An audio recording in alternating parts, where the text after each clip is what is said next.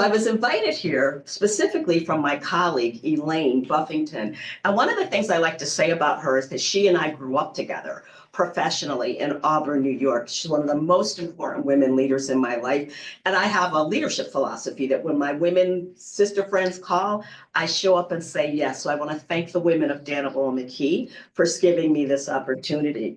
So I'm going to talk to you today about something that I think is of critical importance to nonprofit executives. And it's about the role and responsibility you have in partnership with your board of directors to effectively lead and manage change. And what I'm going to talk to you about this today from a couple of perspectives. Because an executive, a not-for-profit executive, you are not only required to understand how to technically design a change management strategy, but I want to offer for your consideration that it's equally important that you understand what's required of you to lead the humans in your company or organization through change. So I'm going to start with a polling question, and I scroll through social media as my guilty pleasure, because if you know the condition of the world, I need to be distracted. So I'm going to start, and we're going to play we listen and we don't judge. So if you can click to, I can do it myself, right? Yeah. There we go. So here's my first polling question. Every answer is correct. I'm literally being nosy. All right. So I want you to think about this, not necessarily the technical design of your change management strategy, but what's your level of confidence in actually gaining the trust and buy-in that you need from your employees so that they willingly, with as minimal resistance as possible, follow you through change. So we have low confidence, minimal confidence, somewhat confident, and extremely confident.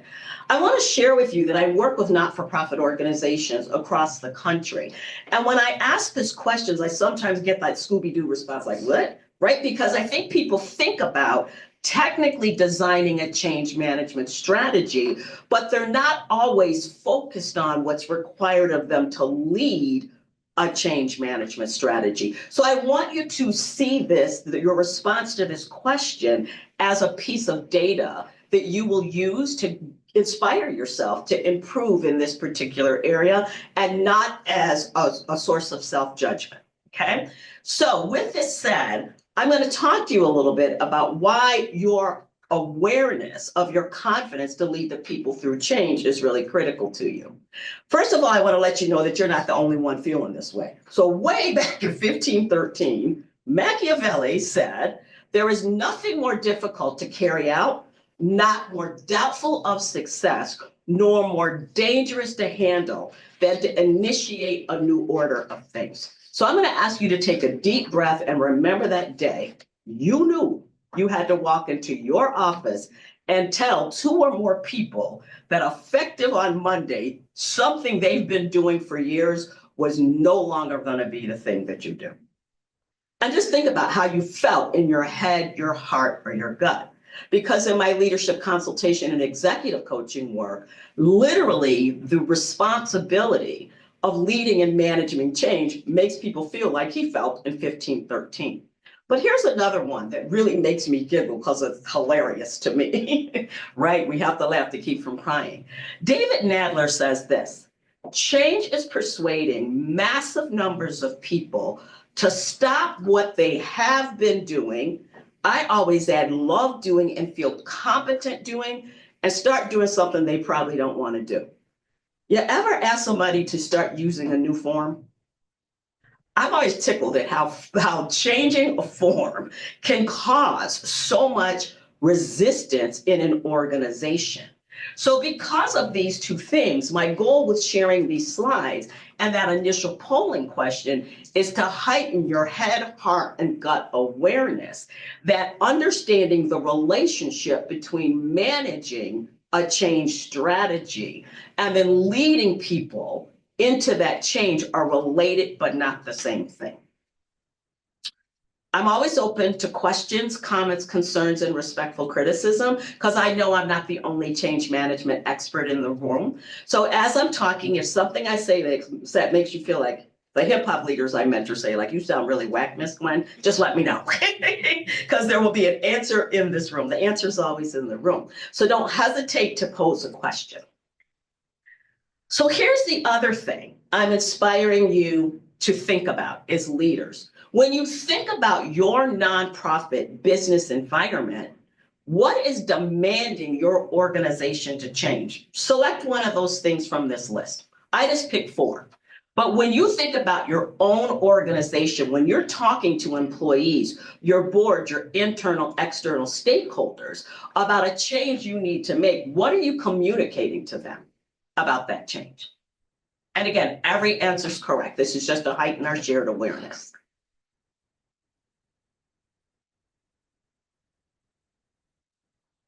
It looks like constrained resources is taking a lead, right? And I would agree with that I think that that's one of many factors that are causing not-for-profit organizations to trigger change.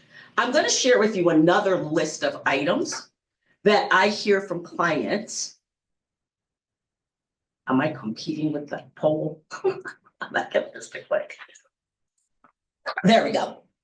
So the reason I'm asking you to be cognizant of what is causing you as a leader to have to stand before a group of people and say, effective Monday, this is going to be different in our organization, because my experience with employees is they will sit in the room with you and nod their head. And I don't want you to take that as an indication of understanding or acceptance, because whenever I'll say to a leader, how do you think that announcement went? Good, Gwen, everybody was nodding their head. I'm like, let's go look out at the window, and the whole meeting's going in the parking lot, right? And so I get to play the undercover boss all the time because I only work with leaders. So when I ask employees, like, what's causing you to have such a strong reaction to this change, what they tell me is that it's not been being consistently communicated to us why we need to stop doing something we love doing, know how to do, feel confident doing, feel competent doing, and start doing something else. So in my work with nonprofits, I work across industries, so I'm speaking specific to yours today. These are the things that my clients are telling me are causing them to have to consider change. And the thing I want to invite you to talk about with your executive leadership teams is, does your company or organization experience change as something that happens to you, or is it an intentional business strategy in your organization? You picking up what I'm putting down? If not, ask me a question. But that's what I'm inviting you to think about. Is change, if I was to hang out with you for 6 months and change was rolling in, which it is every day, would I experience the response to that in your company is, holy moly, this is going to happen to us? Or are you, as executive leaders, developing a philosophy that we have to strategically engage in change in order to thrive in our not-for-profit business environment? If you're not having that conversation, I'd like to encourage you to have that conversation sooner than later, because, for example, everything you've been hearing about today, it will cause change in your organization should you act on any of the items these brilliant women have presented to you before me. And communicating what's causing that change to your employees, your board of directors, your external stakeholders is critical to gaining their buy-in to follow you through change. So here's what people are talking to me about: increased competition. And I am a former not-for-profit executive director. And I can remember a time when we didn't talk about competition as not-for-profit executives. I'm talking to not-for-profit executives about competition every single day now, because constrained resources is positioning us to always have to be thinking about what's going on in our environment and who might be that organization that's doing something similar to us, and do we have a value proposition that would make that funder pick me over them, or could we consider a collaboration, or what I call co-opetition, right? So you do have competition. You just need to heighten your awareness about what that competition is. Consumer demand. The people you serve are now demanding new and different things from you. So what is that? Are you aware? Are your program directors constantly coaching up to you about what the people you serve are asking your organization to do for you? Constrained resources, we all know. Failed performance is sometimes what causes change. And it could be at any level in your organization. I am in the leadership development business, and I use training as a resource to engage leaders in conversations. But I only do this work to help organizations and companies achieve business goals. And here's something I know for sure. When any of my client organizations is struggling with a business issue, even if it's a budget issue, I can track it back over time to the performance of either an individual leader or a leadership team. So failed performance is sometimes what's causing us to change. If a grantor is not pleased with the performance, that's going to cause you to change. New social values are causing us all to change. Changing technologies, regulatory mandates. When you introduce a new executive director or a new manager, what's the onboarding strategy that you're using to embed them into the work of your organization? Because the minute you add one new person to a team, for all intent and purposes, you're creating a new team. And a lot of my clients miss that point. So they're not recognizing that new management in and of itself triggers change that's either experienced as imposed or chosen by the people that are impacted by it. Erosion of authority, and unfortunately, as we're watching our colleagues and friends and family in California, natural disasters. But I'm sharing this list with you as an example of things that if these things are happening in your nonprofit, I'm inviting you to embed communication every time you talk. That this is the reason that we're changing that form. This is what's causing us to consider change. This is a list that I've gathered over time. It may be different, but gather your list.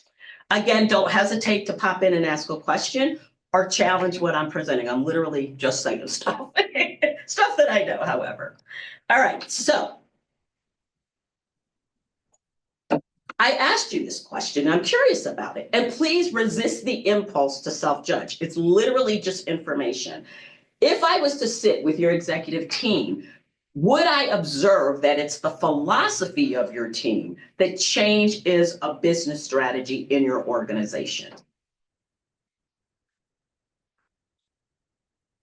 So I'm looking at mostly yeses and sometimes. Now, I have a point of view about this. I just think you have to be clear about what it is you're doing. Some of my clients kind of freestyle through change. There's joy and challenge in that. And sometimes people, I observe that they do the hokey pokey with it.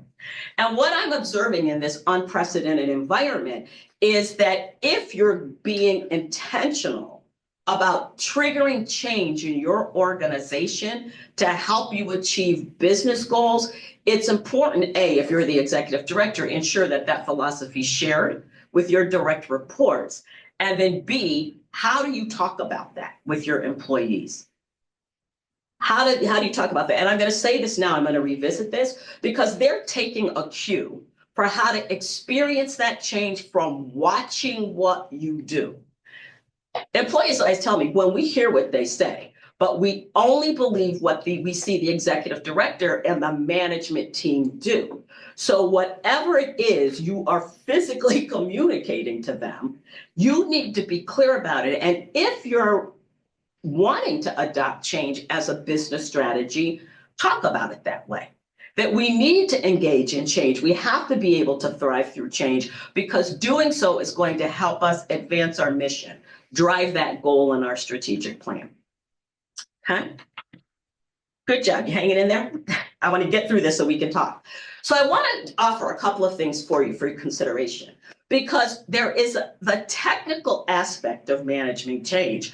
But the other thing that I observe in my work, and I do this work around the country, is the effectiveness of a change management strategy is directly connected to the emotions of the people who are impacted by the change. I often say to my clients that when you say effective Monday at 10 p.m., this is going to be different, for all intent and purposes is what we're doing is pushing an entire company of people into what I call the grief loss cycle. If some of you are in healthcare, you've seen this model before. The Kubler-Ross organization was asked to transition their health model into an organization development model of change. Because when we say it, what typically happens, two or more people, is that people go into some form of shock, right? And you have to do total body listening because they may not say, clutch their pearls and say, I'm shocked. But I observe like what happens in the room when I say it. So they could be surprised or shocked. They didn't see it coming. They didn't expect it to be. Over time, they're going to be in denial. That's why I encourage, if you're aware that there's parking lot meetings going on, invite people through process questions in your agenda to talk about what it is they can't believe. And I want to let you know, it can be as minimal as I can't believe that I'm not going to be sitting next to Jimmy, whom I sat next to for 25 years, or as large as I can't believe that we're going to have to do something with this program that we've never done before. And I want to say that denial triggers this form of bargaining. So as a leader, have you ever announced a change?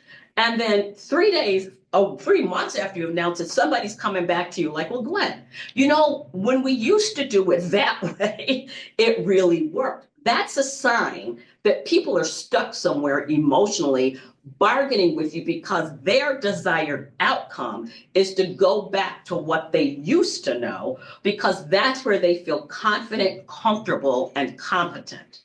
You might notice that people are frustrated.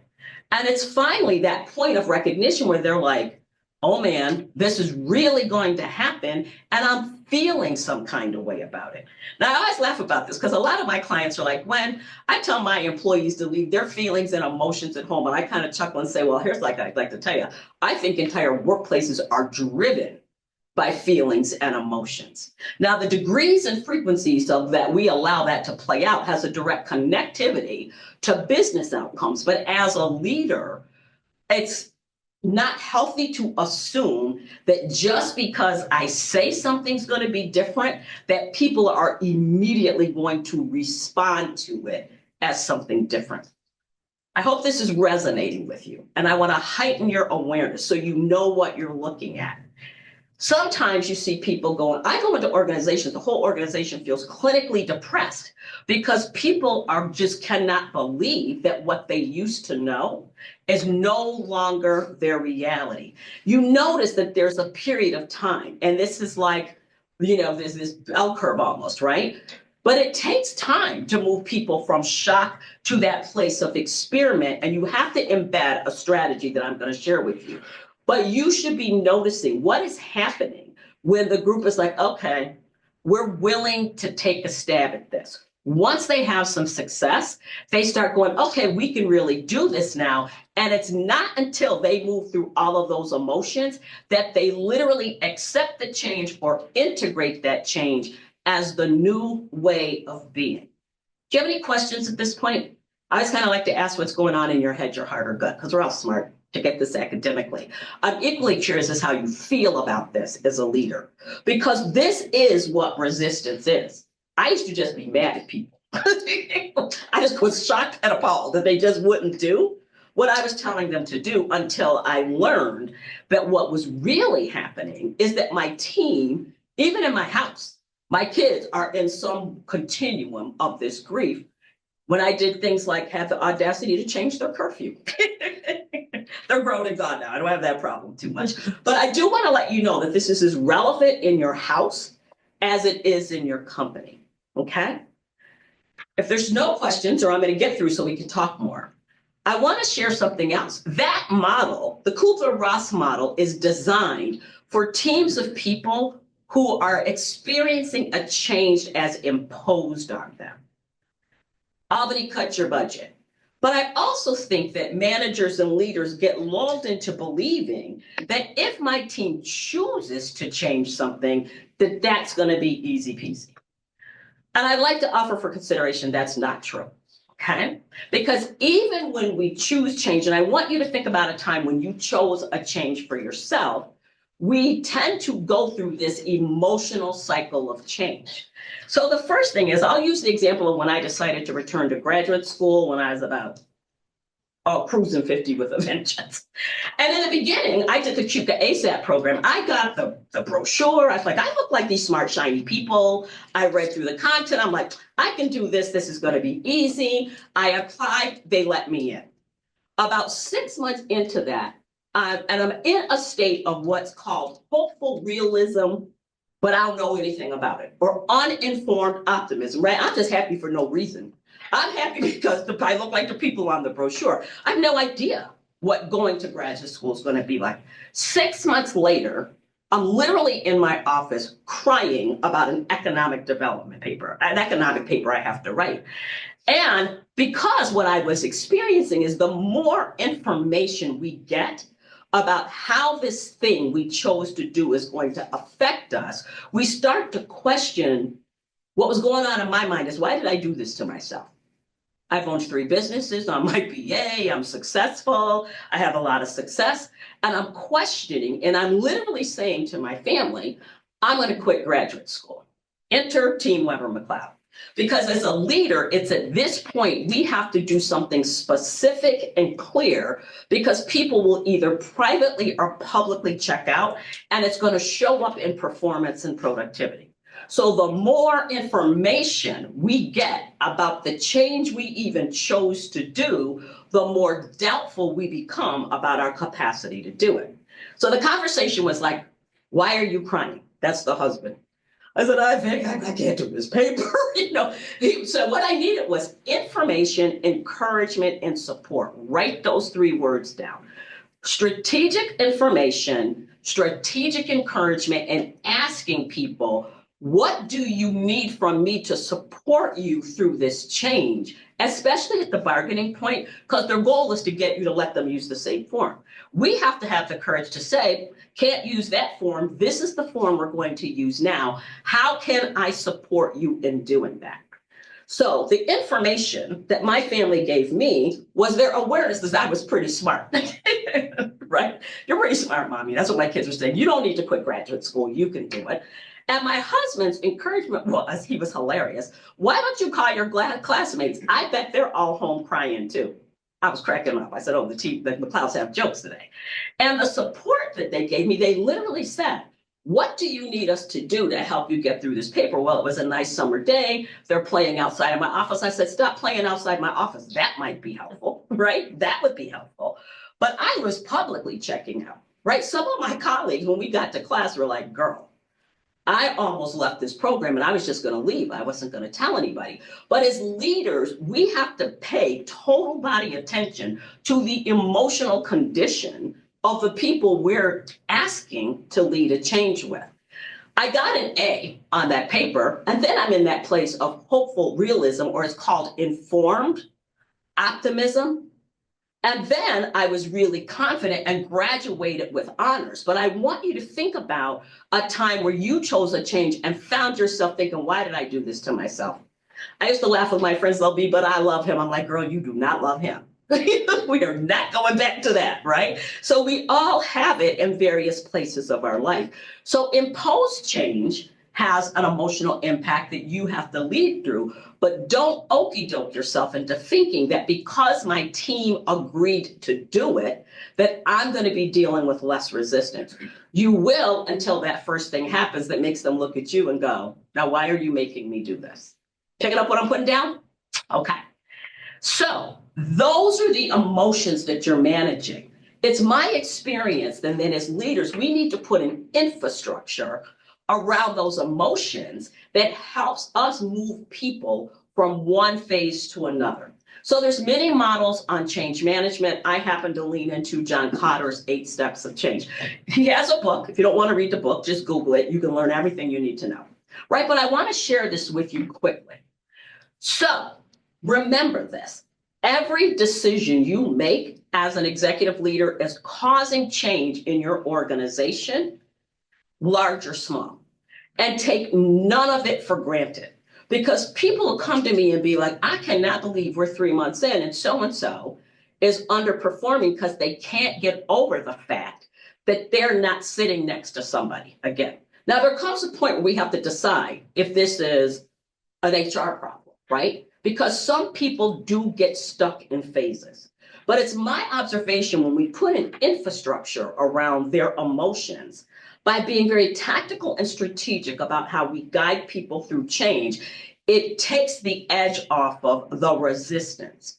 And I hope you're hearing what I'm saying, because what resistance is, people literally feeling some kind of way because we are asking them to stop doing something they love doing, know how to do, feel confident doing, and are confident doing, and start doing something else.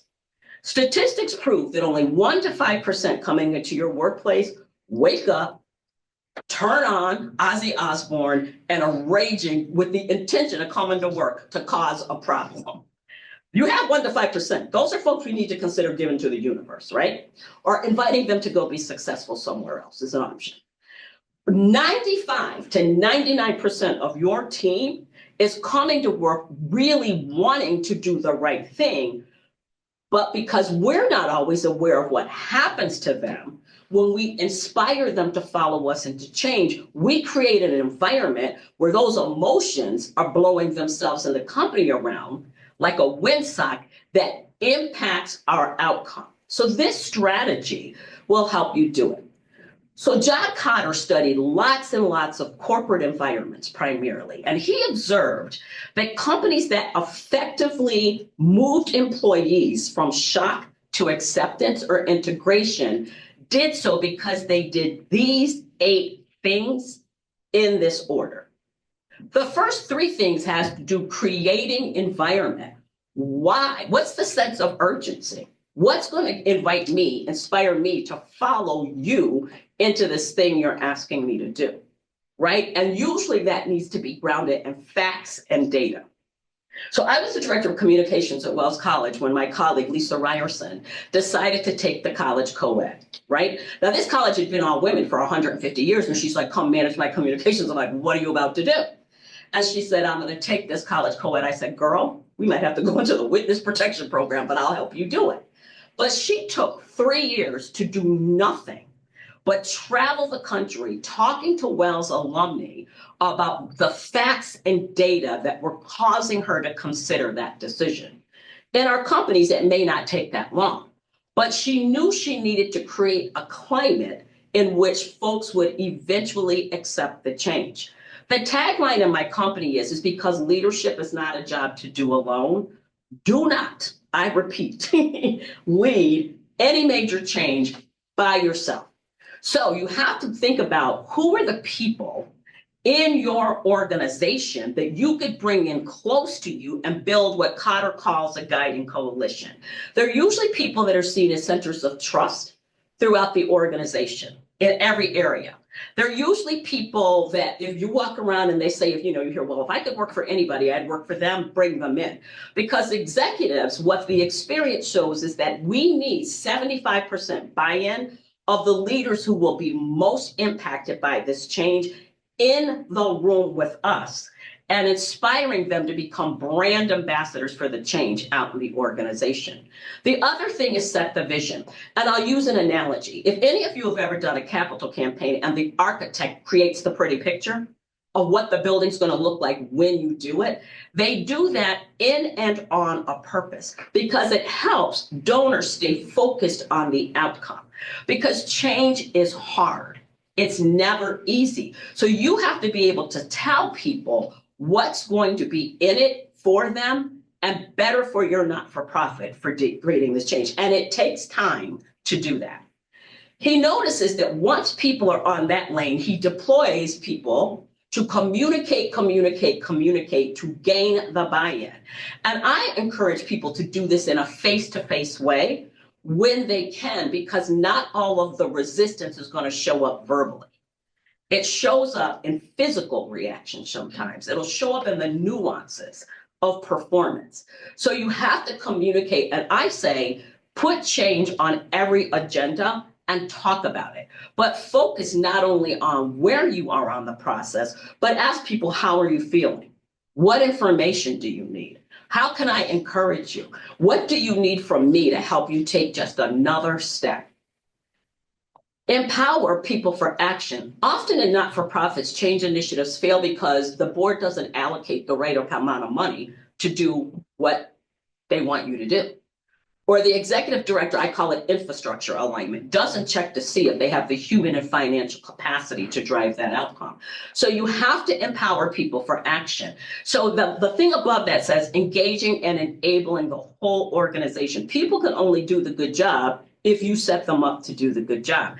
And that leads to create short-term wins. Build in some short-term wins that you know you can make happen. Because remember, in those models, people are in what's called the neutral zone. They're kind of sitting in fog for a while. We have to encourage them to sit in ambiguity. But what helps them be willing to continue moving through the change is when we do something, set something up that allows them to see, if they take this step, it will make a difference. For me, it was getting an A on my economics paper because I was really about to leave school. I was like, I'm too old for this, right? And then what he notices, after we do these kinds of things, we can move into the implementing and sustaining change mode. And what he means by this is don't let up. Don't let anybody take 10 steps backwards. Keep everybody in that space. And the way you make it stick is by developing new generations of leaders in your organization that are born into the organization when this is its new way of being. This is a lot to ingest, so I'm only giving you the cliff notes. I'm away all day with people doing this sometimes, but you can read this stuff too. The final thing I want to say about this, and that I'd love to hear, maybe the next or the final thing, is this, is that trust is the glue that binds an organization together during times of change. And I want to invite you all to read this book called The Speed of Trust, The One Thing That Changes Everything by Stephen M.R. Covey. His father is the 7 Habits guy. And he did research on trust. And it really, I literally kissed this book when I was done reading it, because I was in companies and organizations all the time feeling like something was off, but not being able to put my finger on it. So a lot of times I'm working with teams that are struggling bringing a project to conclusion. Once I had this knowledge, I started asking them these questions. Are you struggling with this project because the company didn't give you enough resources to do it? They often say, no, Gwen. I'll say, could you be struggling with this because you don't have enough intellectual prowess around the project or expertise to get it done? Seldom do my clients respond, we're done, we can't get it done. So that's typically a yes, right? And then when I say to them, could this project be being impacted by low trust between and among the people on this team? And I share with them Covey's 13 behaviors that inspire people to trust. Immediately the team goes, yep, we know what the problem is, right? Because we think of trust building as something that's in addition to the work that we do instead of the work. And what I'm offering for your consideration, that in this environment, relationships will matter, and I think they're the only thing that do. Because the condition of the relationship between you as the executive and the people that work within for you is what is going to create the kind of trust that you need, and there's a business reason for you to do it. It's shown in data. I see this every day. Where there is low trust, it slows down the speed, the effectiveness and efficiency with which a team of people can accomplish something, and it drives up the cost financially, mentally, physically, and emotionally. You're picking up what I'm putting down? I was engaged by a national foundation to go meet with a team of consultants that were struggling with the project. When we got to the fact that what really the problem was, I'm talking about people like out of Yale, Harvard, those kind of places. When we got figured out that what the problem was low trust, at the end of that engagement, the foundation executive hired me, said, I crunched the numbers. I just spent $30,000. When I think about getting people here, your time, your team's time, to get these folks to basically recognize that what was going on with them was a problem in a relationship. I want to invite you to crunch the numbers. There is a direct financial cost. Somebody asking me something? At the wrong, it was going through, I don't know, some speakers, but I just figured out how to turn it off. I love it. Well, I didn't mind you talking to me because I'm talking you to death right now. The flip side of this business, this is the business evidence for it is that where there is high trust, it's every time proves that it increases all of the things we materially need to drive an outcome. Communication, relationships, right? Right. Team building. So, and it drives down the cost. I see this in not-for-profits all the time. I'm saying this facetiously, but I could be in a not-for-profit that has a budget of $2.50. And that team is like fishes and loaves, can make anything in that organization happen. Somebody's having another conversation because they trust each other and they trust their leader. Remember, your team is going to get a cue for how to respond to the change from you. They'll hear what you say, but they're only going to believe what they see you do. So I want to encourage you to read this book. It literally changed me professionally and personally. Polling question 4. Now, I know I ran you through this, but I want to talk to you a little bit. After hearing these perspectives on leading change, do you think it would be possible for you to apply some of these ideas in your not-for-profit as a leader?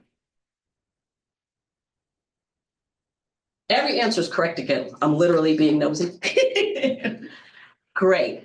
I'm glad to see that this resonates with some of you, right? And as we're all saying, leadership is not a job to do alone. Myself, my colleagues, we have deep expertise in this area. And for you as an executive leader, it's not like we can walk around the organization panicked because we don't know what to do. So get some specific support for you to develop the philosophy, skills, and behaviors of an effective change leader, and then do some OD work with especially your management team to get some of this on track for you. So here's some takeaways, and then we can talk. I think I have a few minutes. I didn't get the 5-minute sign. You're good. I'm obedient about time. So here's some things I want you to think about. Leadership is inextricable from change. It'll fail 100% of the time if you don't do the leadership work, which is what are you going to do to support the people most impacted by your decision to stop doing something they love doing, feel confident doing, feel competent, capable doing, and start doing something they don't want to do. That just makes me laugh every time because it's true. They don't want to do it. But if you look at things like if you heighten your awareness and engage in the kind of what I call total body listening, you'll observe what the emotions are in the organization and can put a model like Cotter's around the plan before you even announce it, right? So what I'm saying is Cotter's recommendation to us is to become aware of those 8 phases and then use it as the framework to design the change management strategy. Does that make sense? That this environment is the new normal and we have to embrace it as leaders. I work in companies all the time where people are longing for the good old days. I work in the economic development space. Aileen and Angela know. Elaine and Angela know. And I just hear people all the time longing for the good old days of the next big manufacturing company when I'm watching downtown Auburn be driven by craft breweries, right? Small businesses. So we have to help employees sit in the ambiguity of change. And I think the way that we do that is to communicate to them all the time what's going on in our environment that's going to cause the changes that they either are experiencing or will. The other thing that I want to say, and I really believe this, that relationships and high levels of trust really matter. In fact, in my real-time work and in research, it's the X factor. As leaders, we tend to think, if I develop a strategy and put the right amount of expertise around it and give people resources to do it, the outcome will just happen. What Covey discovered, and I see too, is that if I develop the strategy and put the right people to execute that strategy, whether or not it really gets done is multiplied by the quantity and quality of relationship and trust between those people, right? So I want you to think about that. Relationships really matter. Executive directors, are you in relationship with your most direct reports. I'm not talking about going out to dinner and drinking wine. Like, do they know you? Do they know your deal breakers? Do you know theirs? Do they know that you think change is a business strategy? And the other thing is practice self-care, because change is exhausting. My friends will sometimes say, Gwen, what are you telling your clients to do? And I'm like, girl, take a nap. I'm really saying that. They're like, are you serious? I was like, oh no, can you take a nap? Because it is exhausting. This environment is exhausting. And not only practice self-care for yourself, give people that report to you permission to reasonably and feasibly practice self-care, because this is the reality of our lives. Change is what we do, not in addition to what we do. That's how you can find a girl. But I'd like to open the floor. I have about 15 minutes left. What was going on in your head, your heart, or your gut as I was sharing this information with you? I'm really comfortable in silence for periods of time. Every answer is correct. Put something in the chat, open your mic. It's Kathy, I can't read that far. Can somebody read that for me? This is perhaps more of a statement. I'm gonna go ahead. We are a small nonprofit for the purpose of supporting a Central American community. Our first change came when we decided to become an official nonprofit. We lost a couple people at that time. Since 2005, our very informal group has become a 9-member board and has doubled our fundraising needs, now low 30,000s. We have no other infrastructure beyond our board, all of whom are dedicated to this project, but generally overcommitted. I think our next change needs to be how to involve our second tier of donors and involve people on a more effective basis. Am I alone in this position? I'm the board president. Well, you have some experts in the room. Is there anyone else at the conference that's having a similar experience? Of course, I always have a point of view, but I think the intellect's in the room. What I might say would be, no, you're not alone in that experience. And what you're experiencing, I'm observing in organizations large and small. I think the information I'm sharing with you today can be really helpful. And I think the other thing you might be experiencing is the shift I see in not-for-profits that kind of start from a grassroots perspective and then shift into, hear this from my place of intention, having to operate more like a formal or professional not-for-profit. And the attrition that you see sometimes in that environment is for people who were sitting in the boardroom or on the team because of what you do, feel some kind of way when we have to shift to how we do it. And the way that I hear that, people communicate that to me, well, Gwen, I just loved working here and being on this board because of who we serve. And now we have to function like a business. And so I would say as a board president, you're not alone in this. And that if you can start to reframe your thinking about what you're doing through this lens of change, I think it might be helpful to you.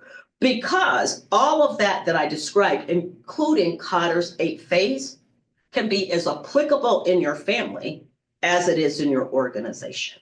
And you have my contact information, so if I can help you, I'd be glad to do that. Angela, can you keep reading for me? Yeah. My glasses are cute, I can't see that. Change inevitable. How an organization deals with change top-down creates trust or distrust within the organization. Thank you for your training. Another says, we're going through a change right now, and this information has helped me to understand why people are suddenly reacting with criticism after we already made decisions on strategy. It has also told me that I need to pause when these criticisms happen and stay on track, not allowing the criticisms to make me second guess my decisions and stop momentum. Yeah. That is April. Was that April? That was April. Okay. Hi, April. I know April. I think you're really wise to recognize what's not only happening in your organization, but what's happening to you. Which is why when leaders are about to launch a significant change, it's important for you to either have a peer coach or a process partner or someone who will keep you steady and on your feet while you're doing it. Because remember that quote For leaders, change is literally asking large numbers of people to stop doing stuff they love, want to do, and start doing stuff they don't want to do. And that pushback you're receiving is the emotion of denial and bargaining playing out in your organization. Does that make sense? And to be honest with you, it's designed to make you second guess yourself. Because how great is it if they can get April to say, we don't have to change anything, we're going to keep doing it the same way. So you might would benefit from talking to your colleagues. They can kind of coach you through and support you through those critical moments. The other thing, though, is to respond by asking them questions. I'm recognizing that you're struggling with this decision that we agreed to make. What information do you need? Right? How can I keep you encouraged? Because this is what we're going to do. And what support do you need from me? And someone will say, don't make us do it. And you have to have the courage to say, no, we're going to do it because it's in the best interest of East Hill, because our environment. Can you see why talking about what demands change can be helpful to you? I see you nodding your head. You know how to find me. Anything else up there? We've got 5 minutes left. Okay. No questions. Go right ahead. So we're looking to make a really big change within our organization by bringing on a president. And even though you typically have somebody within, we don't have somebody capable within to be a president in that position. So how do you approach that with the board and also look for that position? I think that it's important for the board to do a couple of things, because this is where I see failure in a moment like this.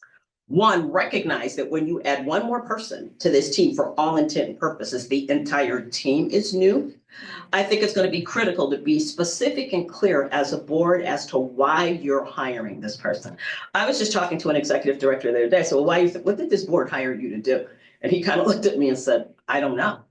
And I said, I'm going to invite you to hit a reset with them and onboard yourself into the organization. But in this case, I think it's critical for the board to think about an onboarding strategy, right? How are you going to bring this person into this organization and create the environment for him or her to be received by the people who are going to have to follow them? And if the board doesn't have that expertise, I would reach out to one of the foundations and see if they have somebody who can help you do it. That help a little bit? Yeah, but I think when you're bringing in a new executive director in that kind of environment, and I also want to say, I think it's wise for the board to recognize that they don't have anybody in the organization can be a CEO. I am consulting with boards all the time, and they're like, well, we're just going to promote the program director. I'm like, pump the brakes, because a great program director does not make a great not-for-profit CEO.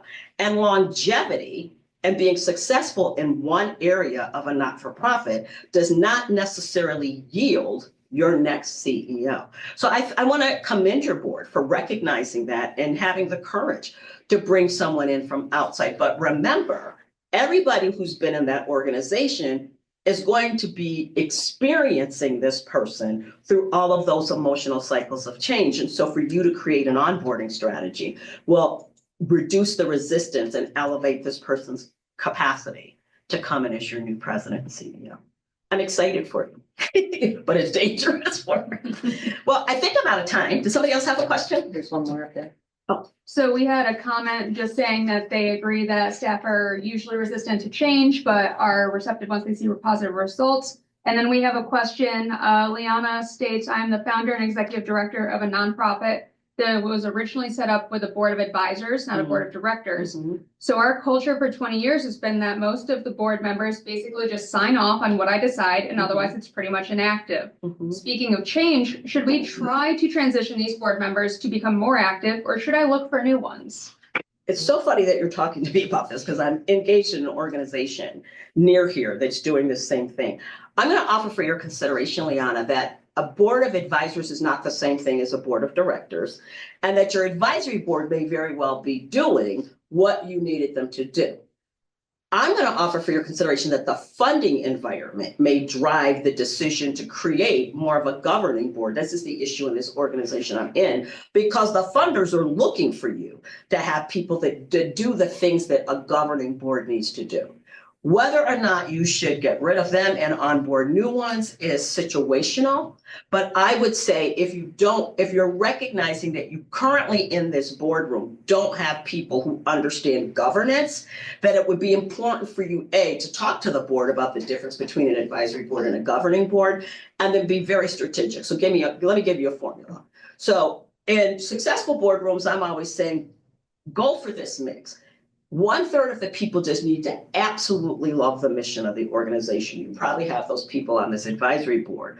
1/3 of the people need to understand the business that you're in. So in this case, they need to understand how not-for-profits conduct business. And the other third needs to be people who have influence or affluence and are willing to be your organization's brand ambassadors. So you might be feeling the growing pains from shifting from a grassroots to a more formal not-for-profit, but I think that decision about keeping them all or changing the board over completely should be dictated by what your funders' expectations are, and literally this group's willingness to adjust, because it will require some of them to leave the board. You can call me if you want to talk more about that.